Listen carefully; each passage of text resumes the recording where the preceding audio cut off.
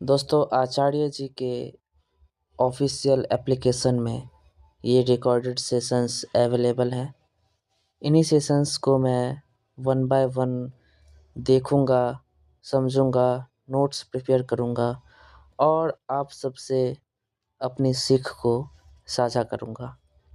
फिलहाल इस वीडियो में मैं संत सरिता के अंदर देख रहा हूँ। तो ये जो श्लोक आपको दिख रहा है, अमरपुर ले चलो सजना, कबीर साहब ने ये लिखा है। तो इस सेशन को मैं देखने वाला हूँ और जो कुछ भी मैं समझता हूँ आप लोगों से मैं साझा करने वाला हूँ। ये है इसका दोहा कह लें, पंक्तियाँ कह लें। इस श्लोक के माध्यम से आचार्य जी समझा रहे हैं कि हम सब मनुष्य चेतन हैं, हम सब जड़ नहीं हैं, किसी भी कुर्सी, चेयर जैसे वस्तुओं की तरह या पेड़ पौधे और पशुओं की तरह भी जड़ नहीं है। उन लोगों को भी हम जड़ ही कंसिडर करेंगे क्योंकि उनके पास चेतना न के बराबर होती है।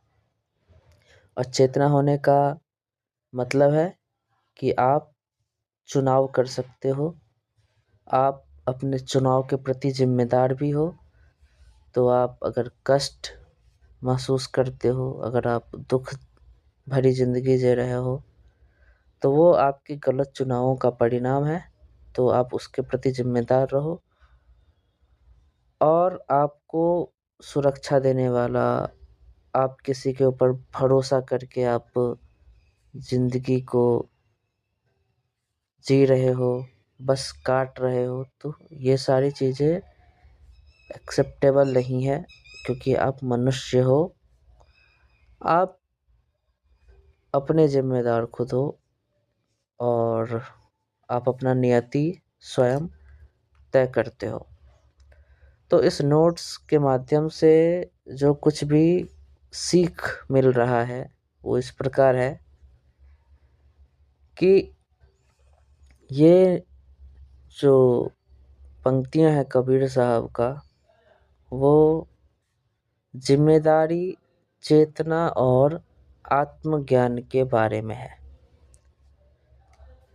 जिम्मेदारी ही मुक्ति है। नोट्स का सबसे बड़ा और मुख्य संदेश जिम्मेदारी है।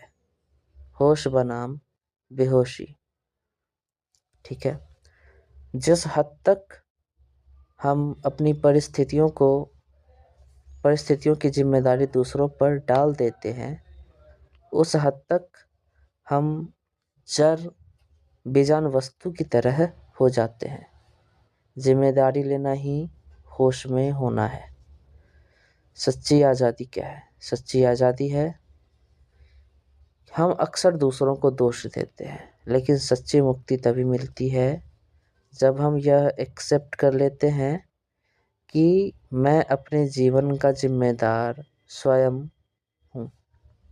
उदाहरण के लिए, यूरोपीय देशों में जो विकास हुआ, रिनेसां वगैरह का जो घटना हुआ, जिसके बाद यूरोपीय देश तरक्की करने लग गए,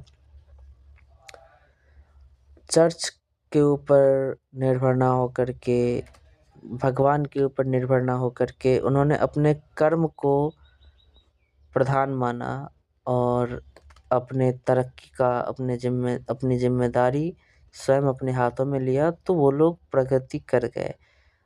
बिल्कुल वैसे ही चाइना, हमारा पड़ोसी देश, भी जो प्रगति किया है, हमसे कई मायनों में काफ़ी आगे बढ़ चुका है। तो वहाँ भी जो तरक्की है उसका वजह आध्यात्मिक ही कहा जा सकता है। वो लोग अपनी जिम्मेदारी स्वयं अपने हाथों में ले चुके हैं, कर्म को प्रधान मान रहे हैं। वहाँ के लोग अल्लाह पे और देवताओं पे अपनी सारी जिम्मेदारियां नहीं थोप देते, अपने बुरे नियति का जिम्मेदार अपने भाग्य को नहीं मानते।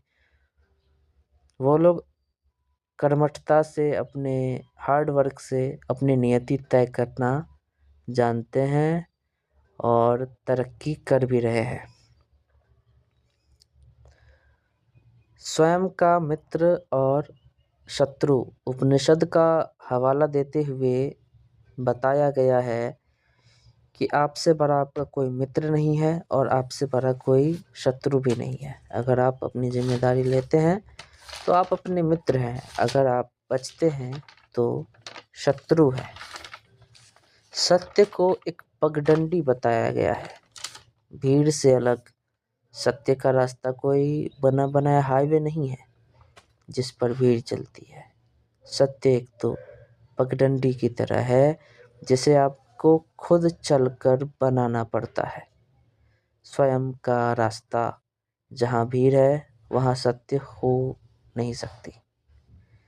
सत्य को पाने के लिए आपको लेज़र की तरह फोकस्ड होना होगा, बिखरी हुई रोशनी की तरह नहीं।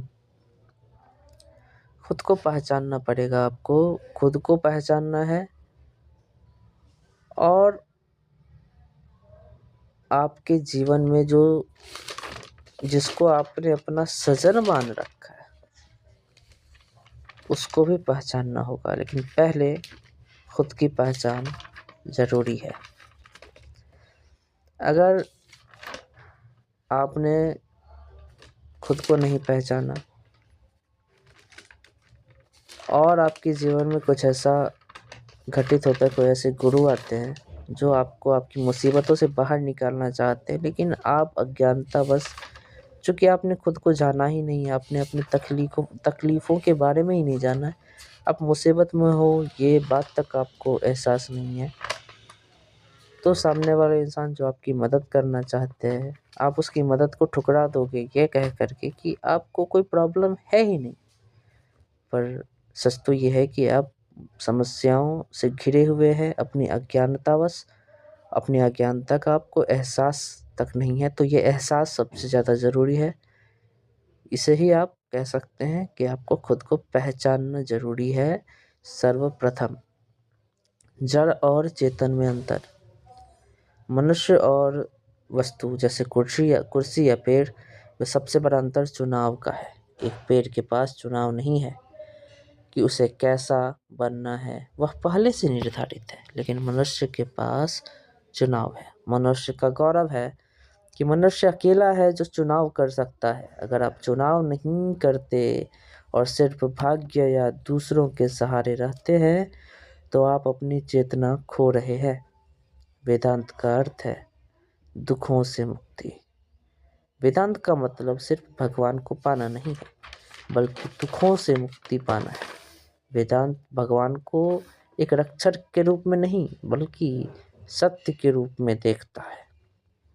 कोई मसीहा नहीं आएगा, यह सत्य है कि कोई मसीहा आपको बचाने नहीं आएगा। कोई आपके बंधनों को खोलने के लिए नहीं आएगा। अपनी गांठें आपको खुद ही खोलनी होंगी। ये आपको अपने रूह तक आत्मसात करना होगा कि मेरे अलावा कोई नहीं जो प्रार्थना कर सके। अहंकार और सजना, दो हिस्से। हमारे अहंकार के दो हिस्से होते हैं, एक जो दुनिया मोह की तरफ झुकता है और दूसरा जो सत्य की तरफ। अमरपुर ले चलो। यहाँ अमरपुर एक प्रतीकात्मक शहर है जहाँ कोई मृत्यु या दुख नहीं है। सजना, प्रियतम, यहाँ हमारी अपनी आत्मा है, जिसे आप ईश्वर भी कह सकते हैं। आत्मा की उपयोगिता। एक जगह बहुत गहरी बात लिखी है कि आत्मा अनुपयोगी है। इसका अर्थ है कि आत्मा का दुनिया में कोई उपयोग नहीं किया जा सकता, जैसे पैसे या वस्तु का होता है, क्योंकि आत्मा साध्य है, साधन नहीं है।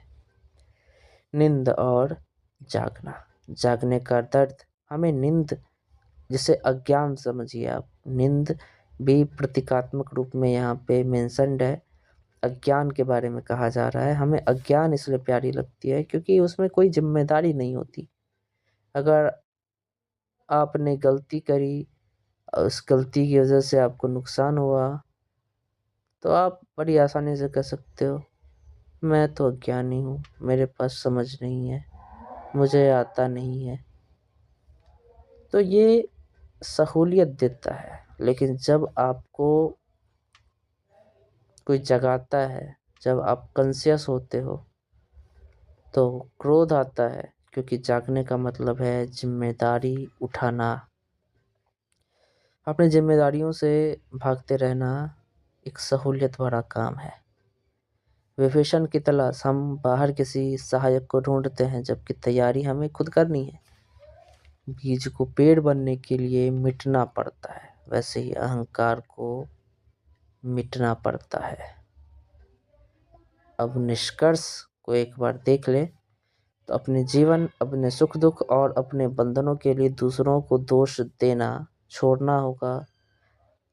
एहसास कीजिए, समझिए बोध पूर्वक इस बात को कि आप एक चेतन मनुष्य हैं, कोई बेजान कुर्सी नहीं है। अपना रास्ता खुद बनाएं और अपनी मुक्ति की जिम्मेदारी खुद उठाएं। यही वेदांत है और यही जीवन का सत्य है। मिलते हैं आप लोगों से ऐसे ही किसी अन्य वीडियो में। अगर आपको ये वीडियो पसंद आया तो कृपया इस चैनल को सब्सक्राइब करें।